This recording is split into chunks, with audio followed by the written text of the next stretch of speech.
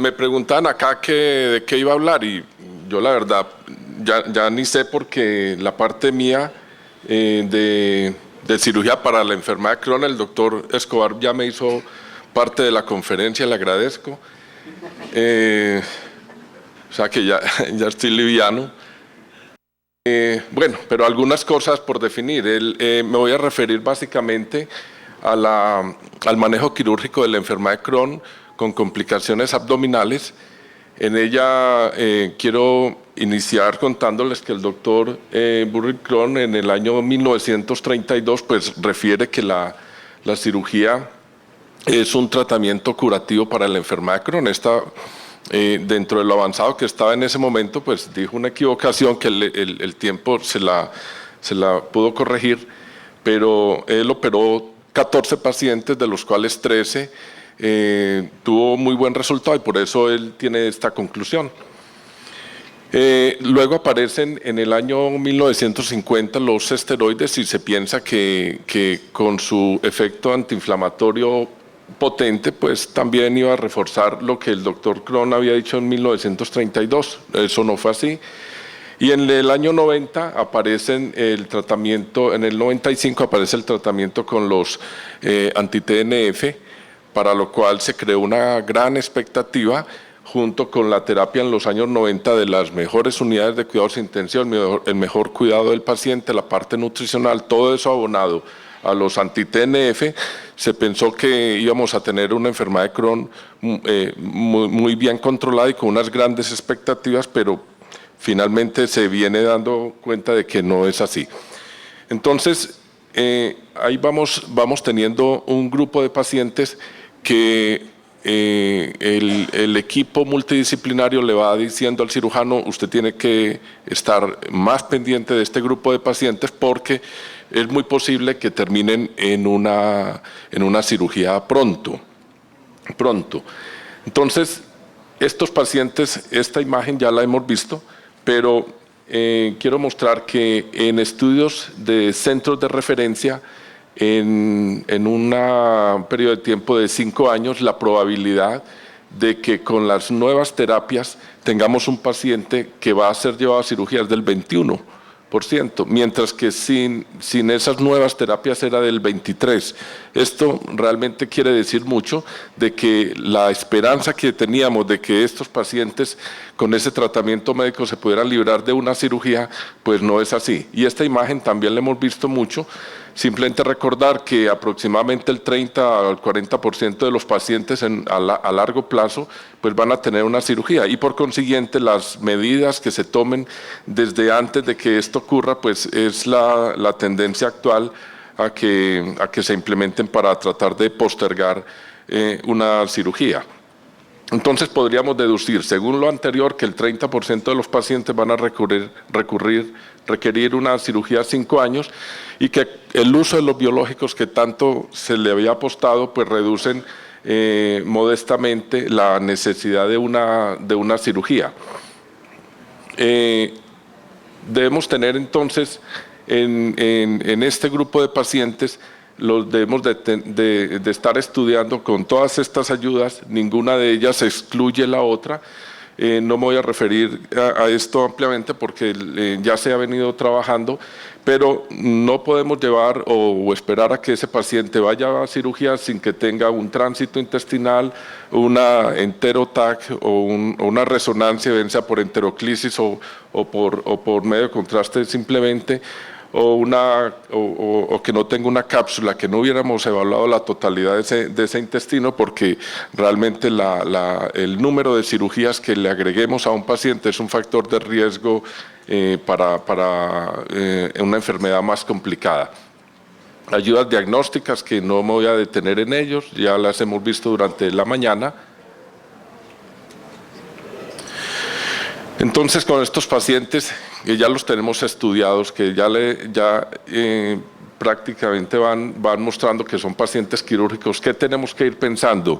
Tenemos que ir pensando en unas metas en la cirugía, en cómo está su parte nutricional, que es muy importante, y siempre manejar este concepto de que es un paciente que va a tener cirugías, muy posiblemente 2, 3, 4 cirugías, y esto siempre nos atormenta a los que manejamos pacientes quirúrgicos. Evitar ostomía, ya de hecho el paciente va a hacerlas por su propia enfermedad, y siempre tener una actitud frente a la cirugía, los aspectos mentales del paciente y el apoyo de la familia. Estos pacientes en general tienen una vida familiar que por su misma enfermedad pues no es la mejor, y el acompañamiento requiere de muchos recursos, y uno en las entrevistas ve que estos pacientes tienen ese grado de dificultad. La pregunta de en qué momento los voy a operar, pues es aparentemente fácil de resolver, siempre que haya un Crohn complicado, con unas hemorragias o perforación, o absceso, obstrucción o fístula, pues es un paciente que sin duda alguna tiene que ser llevado a cirugía. ¿Qué hacemos con los medicamentos que él venía? En resumen, le tenemos que suspender esteroides. Ya el doctor Escobar habló del potencial de infección. No hay que tenerle miedo a la azatioprina o al infliximab. En general no hay que suspenderlos, pero estos tres juntos son supremamente dañinos. Eso entonces tenemos que casi que hacer todos los esfuerzos posibles para que esto no nos esté acompañando ni en el pre ni en el posoperatorio. Las metas, el cirujano que va a operar estos pacientes debe pensar entonces en esto, ya lo tengo que reforzar, siempre pensar en minimizar la pérdida, en minimizar la longitud que voy a resecar, y evitar compromisos nutricionales. Esto derivado de lo anterior, siempre pensando en que esos pacientes podrían llegar a un intestino corto y es una catástrofe. También saber desde antes de la cirugía qué le voy a hacer como cirujano. El tipo de anastomosis, esto es una pregunta, frecuentemente se la hacen a uno en la cirugía. ¿Qué le voy a hacer? Si una anastomosis término-terminal, si una látero-lateral, si una látero-terminal. En eso no hay un consenso ya muy claro, salen diferentes referencias, y no se demostró, digamos, ninguna diferencia entre un tipo y otro tipo de la anastomosis. Lo que se pretende es que la anastomosis sea amplia, que sea bien vascularizada, que aunque no tenga los márgenes de resección que el cirujano quisiera, el cirujano tiene que pensar que ese paciente muy posiblemente le va a volver a llegar a su consulta. Ojalá y no, pero casi que siempre lo va a tener que volver a operar. Y lo otro que el cirujano tiene en mente es la longitud, cuánto intestino voy a sacrificar. Se hacen estudios comparando 2 centímetros con 10 centímetros, con 12 centímetros, y se sabe que aunque uno tenga un margen de 2 centímetros, aunque aparentemente esté comprometido o haya algo de inflamación, es suficiente. No hay ninguna diferencia en que la anastomosis me va a ir mejor si yo resequé, hice sacrificio del intestino de 2 centímetros o de 10 centímetros. En esto también hay claridad, y esto es más de tipo preventivo. ¿Qué opciones tenemos entonces en cirugía? Con las estenosis. Tenemos el Hennig-Mikulicz con una estenosis pequeña de 10 centímetros, en la cual hacemos un corte longitudinal de la sección y lo cerramos en forma transversal. Este tipo de plastias es muy usada en cirugía general, o sea que no tenemos dificultad en hacerla. Para las estenosis que son mayores de 10 centímetros, usamos una técnica de Fine, en la cual hacemos realmente una anastomosis látero-lateral, hacemos una incisión longitudinal y la cerramos en forma látero-lateral. Hay estenosis más complejas, donde hay un segmento estenosado, un segmento poco dilatado en el asa deferente, y previo a la estenosis hay una dilatación. Como se trata de hacer plastia, entonces confeccionamos una Y donde avanzamos el segmento proximal dilatado, lo llevamos hasta el extremo y lo cerramos en forma transversal. Con esto ahorramos tejido. Y cuando la situación es peor todavía, donde hay muchos múltiples segmentos estenóticos, utilizamos la estructuroplastia de Michelazzi, en la cual realmente lo que hacemos es una sección en el punto medio de toda la longitud, hacemos una sección completa del intestino, preservamos la parte de su mesenterio y hacemos una transposición en la cual un segmento lo llevamos al extremo, el otro segmento hacia el otro extremo y hacemos una anastomosis del asa abierta con la otra asa abierta y hacemos realmente una anastomosis lateral y así conservamos intestino. Y ya para las partes donde estas plastias no son posibles, pues lógicamente aplicamos los conceptos que teníamos previamente de hacer una resección y una anastomosis amplia. ¿Qué hacer entonces con estos pacientes ya operados? El doctor Escobar lo resumió muy bien, simplemente los clasificamos en sus riesgos de recurrencia postquirúrgica, en un riesgo bajo, un riesgo moderado y un riesgo alto, de acuerdo a estos tres factores: si la estenosis era corta, si era un crono inflamatorio, si tenía menos de 10 años y si tenía más de 2 cirugías o era penetrante. La suma, si tenemos 1, 2 o 3 de estos conceptos, pues los estamos clasificando en un riesgo bajo, un riesgo moderado, un riesgo alto, y de acuerdo a esto, pues definimos una conducta de manejo médico. Entonces tenemos todos estos medicamentos y estas terapias. Esta es una tabla que resume más o menos lo que vamos a hacer con ese paciente de acuerdo al riesgo, y sabemos que, por ejemplo, ninguno de ellos elimina la posibilidad de una recurrencia. De pronto el infliximab está en duda, pero hay recurrencia